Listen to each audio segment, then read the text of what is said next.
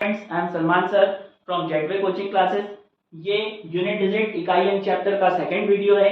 इसके पहले वाले वीडियो में मैंने आपको इकाई अंक से संबंधित सारे ही कॉन्सेप्ट्स क्लियर करा दिए थे और उस वीडियो में हमने बिना घात वाले कुछ क्वेश्चंस को सॉल्व किया था। अब इस वीडियो में हम ऐसे क्वेश्चंस को सॉल्व करेंगे जिसके ऊपर पावर लगी हो। ऐसे स्टूडेंट्स जिसने यूनिट डिजिट चैप्टर का पहला वीडियो नहीं देखे हैं वो पहले उस चैप्टर का पहला वीडियो देखें, जिससे आपके सारे ही कॉन्सेप्ट्स क्लियर हो जाएंगे और ये वाले पोर्शन आपको और भी बेहतर तरीके से समझ आएगा। तो चलिए हम स्टार्ट करते हैं। हमारा पहला क्वेश्चन दिया हुआ है 2 की पावर 51। तो सबसे पहले तो हमें ये देखना है कि हम उन क्वेश्चंस को कैसे सॉल्व करेंगे जिनके ऊपर पावर चढ़ी हुई हो। तो इन क्वेश्चंस को सॉल्व करने का नियम ये होता है कि पहले जो वैल्यू दी रहती है उसको सेम टू सेम लिख दो। जैसे यहाँ पे वैल्यू क्या दिया हुआ है 2, यहाँ पे वैल्यू क्या दी हुई है आपकी 2। पहले जो यूनिट डिजिट है उसको सेम टू सेम लिख देना है। तो यहाँ पे यूनिट डिजिट कितना दिया हुआ है 2, तो 2 को हमने 2 का 2 लिख दिए। अब जो इसकी पावर होती है इन क्वेश्चंस में, जो पावर होगी उसको किससे डिवाइड करेंगे हम? 4 से डिवाइड करेंगे। अब जैसे मैं आपसे पूछूं कि 1 2 3 4 5 और 6, एक संख्या लिखी हुई है 1 2 3 4 5 और 6, तो क्या ये 4 से डिवाइड होती है या नहीं होती है? तो आपको ऐसे डिवाइड करते नहीं बैठ जाना है, ऐसे तो बच्चे करते हैं। हमें इसको सीधे सीधे निकालना है। 4 का विभाज्यता का नियम, डिविजिबिलिटी का रूल ये बोलता है कि यदि किसी भी संख्या के लास्ट के 2 अंक 4 से डिवाइड होते हैं तो वो पूरी की पूरी संख्या 4 से डिवाइड होगी। क्या बोला मैंने? यदि किसी भी संख्या के लास्ट के 2 अंक 4 से डिवाइड होते हैं तो वो पूरी की पूरी संख्या 4 से डिवाइड ही होगी। तो हमें पूरे संख्या को चेक नहीं करना है, हमें सिर्फ लास्ट के 2 डिजिट चेक करना है। जैसे इसमें हमें आपसे पूछूं कि क्या ये 56 4 से डिवाइड होता है, तो आप डिवाइड करके देख लो। 4 एकम 4, 1 बचा, ये 16 हो गया, 4 चक्को 16, तो ये डिवाइड होता है। इसका मतलब ये पूरी संख्या किससे डिवाइड होगी? 4 से। अब देखिए क्वेश्चन क्या दिया हुआ था 2 की पावर 51, तो 2 का 2 उतार लिए। अब क्या बचा हमारे पास में? 51। तो इस 51 को हम किससे डिवाइड करेंगे? 4 से। जब हम 51 को 4 से डिवाइड करेंगे तो 4 के टेबल में 51 तो आता नहीं है, इसका मतलब डिवाइड नहीं होगा। तो जब 51 को हम 4 से डिवाइड करेंगे तो 3 शेषफल आएगा, क्योंकि 48 आता है 4 के टेबल में, उसके बाद 52 आता है, 51 तो आता नहीं। जब हम इसे डिवाइड करेंगे, एक बार देख लो कैसे डिवाइड करना है। 51 को हम किससे डिवाइड कर रहे हैं? 4 से। तो 4 एकम 4, कितना बचा? 1 1, 4 दूनी 8, कितना शेषफल आ गया? यहाँ पे 3 शेषफल आ गया। तो हमें इसका रिमाइंडर देखना है कि शेषफल बचेगा कितना। तो 51 को हमने 4 से डिवाइड करे तो शेषफल कितना बचा हमारा? 3। तो जितना भी हमारा रिमाइंडर बचेगा, जितना भी हमारा शेषफल बचेगा, वो दी गई संख्या की पावर में चढ़ेगा। तो संख्या कितनी दी हुई थी? 2। 2 की पावर में रिमाइंडर कितना बचा हमारा? 3। तो 2 की पावर 3 कितना होता है? 8। क्लियर? आगे के 2-3 क्वेश्चंस में और आपको कॉन्सेप्ट्स क्लियर हो जाएंगे। सेकंड क्वेश्चन दिया है 5462 की पावर 123। क्या दिया हुआ है? 5462 की पावर 123। तो इसमें देखिए 546 से हमें कोई मतलब नहीं है, क्योंकि इसका इकाई अंक कितना है हमारा? 2। तो हमने 2 का क्या उतार लिए? 2। अब देखिए, अब हम इस 123 को 4 से डिवाइड करते हैं, तो पूरे 123 को 4 से डिवाइड नहीं करना है। पूरे हमें 123 को 4 से डिवाइड नहीं करना, लास्ट की 2 संख्या को 4 से डिवाइड करो, मतलब 23/4 करो। तो हमें पता है 4 पंचे 20 होता है, कितना शेषफल आएगा? 3 शेषफल आएगा। तो 2 की पावर 3, तो 2 की पावर 3 कितना होता है? 8। तो इस क्वेश्चन का आंसर क्या हो जाएगा हमारा? 8 इस क्वेश्चन का आंसर होगा। ठीक, नेक्स्ट क्वेश्चन देखते हैं क्या दिया हुआ है 2137 की पावर 754। इसमें हमें 21 और 3 से कोई मतलब नहीं है, इसमें हमें 213 से कोई मतलब नहीं है, क्योंकि इकाई अंक कितना है हमारा? 7। तो हमने 7 का क्या उतार लिए? 7। अब 7 की पावर कितनी चढ़ेगी वो तो 4 से डिवाइड करके देखना पड़ेगा। तो जब हम यहाँ से 4 से डिवाइड करेंगे, तो जब आप 4 से डिवाइड करोगे तो 4 एकम 4, ये कितना हो गया? 14, 4 दिया 12, रिमाइंडर शेषफल कितना बचा? 2। तो 7 का स्क्वायर होता है 49, और 49 का इकाई अंक कितना आ जाएगा? 9। तो इस क्वेश्चन का आंसर क्या आ गया हमारा? 9। इतनी चीज क्लियर? नेक्स्ट क्वेश्चन देखते हैं 1289 की पावर 568। क्या क्वेश्चन दिया हुआ है? 1289 की पावर 568। इसमें हमें 1 2 और 8 से कोई मतलब नहीं है, 1 2 और 8 से हमें कोई मतलब नहीं है। क्या बचा हमारे पास में? 9। तो 9 का 9 उतार दिए। अब इस संख्या को हमको 4 से डिवाइड करना है, तो जब हम 68 को यहाँ देख लीजिए, जब हम 68 को 4 से डिवाइड करेंगे तो 4 एक कम 4, कितना बचा 2, 8 उतारे 4 7 28। तो इस कंडीशन में तो हमारे पास शेषफल कुछ भी नहीं बच रहा है। तो जब कोई भी संख्या 4 से पूरी पूरी बार में डिवाइड हो जाए तो उसकी पावर हमेशा कितनी चढ़ाना है हमें, 4। जब भी कोई संख्या 4 से पूरी पूरी बार में डिवाइड हो जाए तो उसकी पावर कितनी चढ़ाना है हमें, 4। तो 9 की पावर 4 चढ़ा देंगे। 9 की पावर कितना चढ़ा देंगे, 4। तो 9 की पावर 4 क्या होता है, 9 इंटू 9 इंटू 9 इंटू 9, 9 9 81, 81 का इकाई अंक 1। ऐसे ही यहाँ पे 9 9 81, 81 का इकाई अंक 1, 1 का 1 में गुणा करोगे तो आंसर कितना आएगा, 1।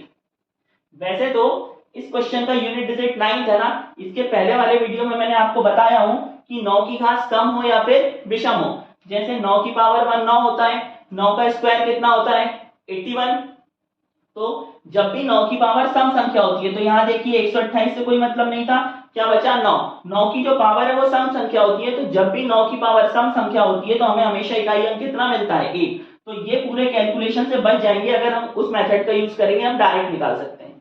इतनी चीज क्लियर। नेक्स्ट क्वेश्चन देखते हैं। अब इसको हम सीधे सीधे सॉल्व कर लेते हैं।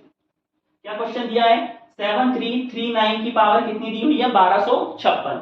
तो इस 733 से हमें कोई मतलब है क्या, इस 733 से हमें कोई भी मतलब नहीं है। हमारा इकाई अंक क्या आ गया, 9। और आपको पता है 9 की पावर जब भी सम संख्या हो, 9 की पावर जब भी सम संख्या हो तो इकाई अंक कितना आता है, 1। तो आंसर कितना आ गया यहां से भी हमारा, 1। ठीक, चाहे तो आप इसको सॉल्व भी कर सकते हो। 56 को हम 4 से डिवाइड करेंगे तो 4 एकम 4, 4 चक को 16 हो गया। ठीक, कुछ शेषफल बचेगा, कुछ भी शेषफल नहीं बचेगा। तो वापस जब शेषफल नहीं बचता है तो हम क्या करते हैं, दी हुई संख्या की पावर में कितना चढ़ाते हैं, 4। तो हम यहाँ 9 की पावर में कितना चढ़ा देंगे, 4। तो देखिए अभी 9 की पावर में 4 चढ़ाए थे, तो इसको अभी सॉल्व करके हमने इकाई अंक कितना निकाले थे, 1। तो इसलिए यहाँ पे भी आंसर कितना आ जाएगा, 1। वैसे तो आप जब भी 9 और 4 दिख जाए ना तो उसको सीधे सीधे सॉल्व कर लिया करो, ये भाग करने वाली मेथड से अपन बच जाएंगे। नेक्स्ट देखिए, 123 की पावर 444।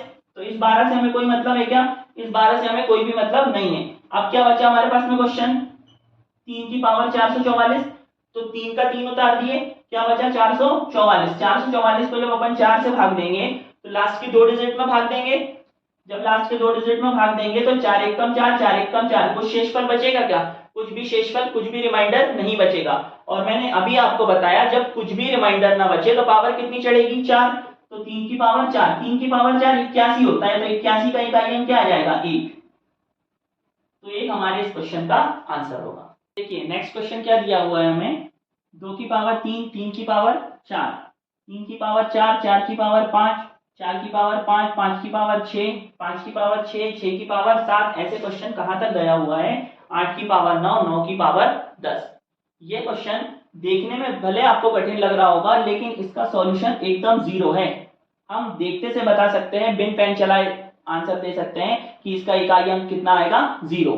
अब इकाई अंक कैसे 0 आएगा, इसके पहले वाले वीडियो में मैंने आपको बताया था कि जब भी हम 5 का गुणा किसी भी सम संख्या में करते हैं तो हमें इकाई अंक हमेशा कितना प्राप्त होता है, 0। जब भी हम 5 का गुणा किसी भी सम संख्या में करते हैं तो हमें इकाई अंक कितना प्राप्त होता है, 0। यहाँ देखो 5 के साथ बहुत सारी सम संख्या है, यहाँ पे 4 दी हुई है, यहाँ पे 2 दी हुई है, यहाँ पे 6 दी हुई है, यहाँ पे 8 दी हुई है। तो जब भी 5 का गुणा इन सम संख्याओं में होगा तो हमें इकाई अंक कितना प्राप्त होगा, 0 प्राप्त होगा।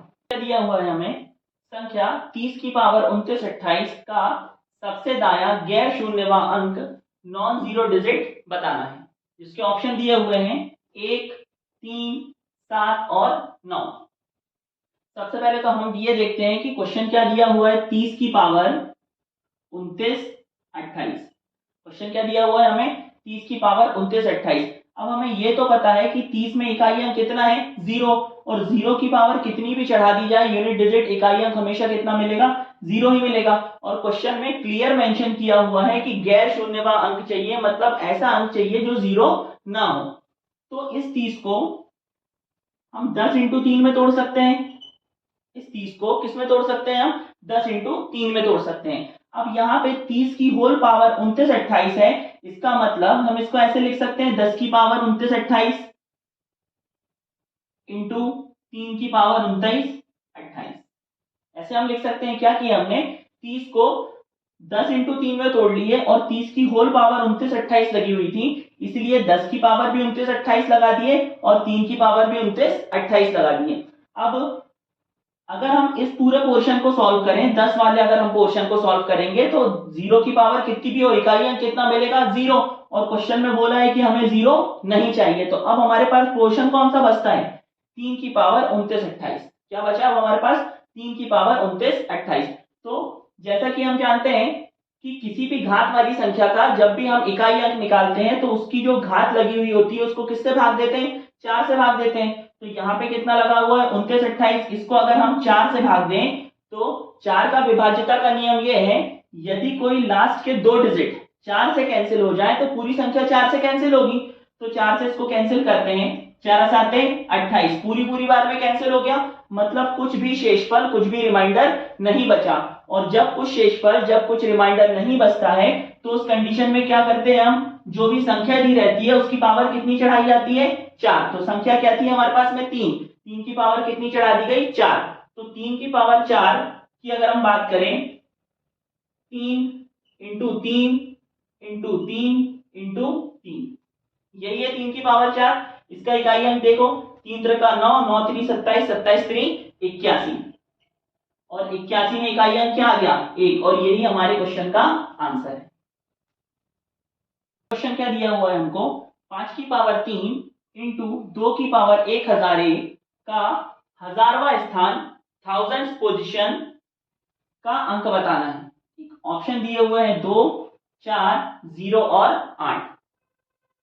तो सबसे पहले हम क्वेश्चन लिख लेते हैं, 5 की पावर 3 इंटू 2 की पावर 1001। क्वेश्चन क्या दिया हुआ है, 5 की पावर 3 इंटू 2 की पावर 1001। इसमें हमसे इकाई अंक नहीं पूछा है, इसमें हमसे कौन सा स्थान का अंक पूछा है, 1000वें स्थान का अंक पूछा है, 1000th पोजीशन पे कौन सा अंक आएगा वो बताना है। तो इसको थोड़ा सा हम सॉल्व कर लेते हैं। 5 की पावर 3 जैसा का वैसे ही, इंटू 2 की पावर 1001 जो है उसको हम ऐसा लिख सकते हैं, 2 की पावर 3 इंटू 2 की पावर 998, ऐसा लिख सकते हैं ना। 2 की पावर कितनी दिया हुआ था, 1001 दिया हुआ था, इसको क्या लिख दिया हमने, 2 की पावर 3 इंटू 2 की पावर 998। ऐसा इसीलिए लिखा गया है क्योंकि ये नीचे वाली वैल्यू आपका क्या कहलाती है, आधार, और ऊपर वाली वैल्यू क्या कहलाती है, घात। हमने एक रूल पढ़ा है, जब आधार समान हो तो घातें आपस में क्या हो जाती हैं, जुड़ जाती हैं। तो आप यहाँ देखिए, आधार समान है, 2 और 2 आधार समान है, घातों को जोड़ दो, 998 में आप 3 जोड़ोगे कितना आएगा, 1001 आएगा। अब कुछ नहीं करना है, हमें इन दोनों के बीच में ब्रैकेट लगा देना है। 5 की पावर 3 इंटू 2 की पावर 3 इंटू 2 की पावर 998 हो गया। अब आप देखिए, 5 का जब हम 2 में गुणा करेंगे तो 5 दूनी कितना आएगा, 10, और 10 की पावर जब 3 करेंगे, 5 का जब हम 2 में गुणा करेंगे तो 5 दूनी 10 हो जाएगा, और फिर जब 10 की पावर 3 करेंगे तो 10 की पावर 3 1000 होता है, 10 की पावर 3 कितना होता है, 1000 होता है। अब क्या बचा, इस पोर्शन को सॉल्व करते हैं। अब हमारे पास बचा 2 की पावर 998। 2 की पावर 998 का इकाई अंक निकालने के लिए हम इसकी जो घात होगी उसको किससे डिवाइड करेंगे, 4 से। और 4 से विभाज्यता का नियम ये बोलता है कि जब घात को हम 4 से डिवाइड करें तो शेषफल कितना बच रहा है, देखो सबसे पहले तो 2 का 2 उतार लिया अपन ने, ये 2 था, 2 का 2 उतार लिए। अब इसकी घात को जब हम 4 से डिवाइड करेंगे तो रिमाइंडर शेषफल कितना बचेगा हमारे पास में, 2 बचेगा। तो यहाँ 2 की पावर कितनी चढ़ा देंगे, 2। तो ये क्वेश्चन हो गया आपका 1000 इंटू 2 की पावर 2 क्या होता है, 4। तो 1000 इंटू 4 बराबर से कितना हो गया, गुणा करें तो 4000, 1000 का गुणा 4 में करें तो कितना हो गया, 4000। अब इसमें हमें इकाई अंक नहीं बताना है, 1000वें स्थान पे अंक बताना है। तो इकाई, दहाई, सैकड़ा, हजार, तो 1000वें स्थान का अंक कौन सा है हमारा, 4, और यही क्या होगा अपना आंसर, ऑप्शन नंबर बी। देखिए अगला क्वेश्चन दिया हुआ है, यदि 3333 की पावर n के इकाई का अंक 7 है तो 7777 की पावर n के इकाई का अंक बताना है। ऑप्शन दिए हुए हैं 1 3 7 और 9। सॉल्व करते हैं। 3333 की पावर n का जो यूनिट डिजिट है, इकाई का अंक है, वो कितना दिया हुआ है, 7। तो निकालना क्या है, 7 7 7 7 की पावर n का यूनिट डिजिट हमें निकालना है। तो देखिए इन तीनों संख्याओं से हमें कोई मतलब नहीं है, इन तीनों संख्याओं से हमें कोई भी मतलब नहीं है, क्योंकि इकाई का अंक कितना है हमारे पास में 3। तो बचा क्या इस तरफ से 3 की power n is equal to कितना बचा 7। इससे हमें कोई मतलब नहीं था, क्या बचा 3 की पावर n, 3 की power n is equal to कितना बचा हमारे पास में 7। अब आप एक चीज देखिए कि यहाँ पे n की कोई ऐसी वैल्यू रखाई होगी जो 3 की पावर में चढ़ के इकाई अंक जिसमें कितना दी होगी आपका 7 दी होगी। तो हमें पता है जब भी हम 3 की पावर 3 लेते हैं, कितना चढ़ाते हैं 3 की पावर 3 चढ़ाते हैं, 3 का क्यूब हमें पता है 3 का क्यूब कितना होता है 27। इस 27 में इकाई अंक हमें कितना मिला है 7। तो इस चीज से हमें ये तो क्लियर हो गया कि n का मान यहाँ पे 3 होगा। एक बार फिर से देखिए 3 की power n is equal to कितना था आपका 7 था। अब n का कुछ ऐसा मान होगा जो 3 की पावर में चढ़ के इकाई अंक कितना मिला होगा हमें 7 मिला होगा। तो वो n का मान क्या हो सकता है, वो n का मान होगा हमारा 3, क्योंकि जब हम 3 की पावर 3 करेंगे तब कितना हो जाएगा 27 और 27 में इकाई अंक कितना मिलेगा 7। तो यहां से हमें n की वैल्यू क्लियर हो गई कि n बराबर से दिया कितना है क्वेश्चन में 3। इतनी चीज क्लियर। अब देखते हैं जो निकालना है उसके बारे में देखते हैं। तो ये तीनों 7 से हमें कोई मतलब नहीं है, ये तीनों 7 से हमें कोई मतलब नहीं है।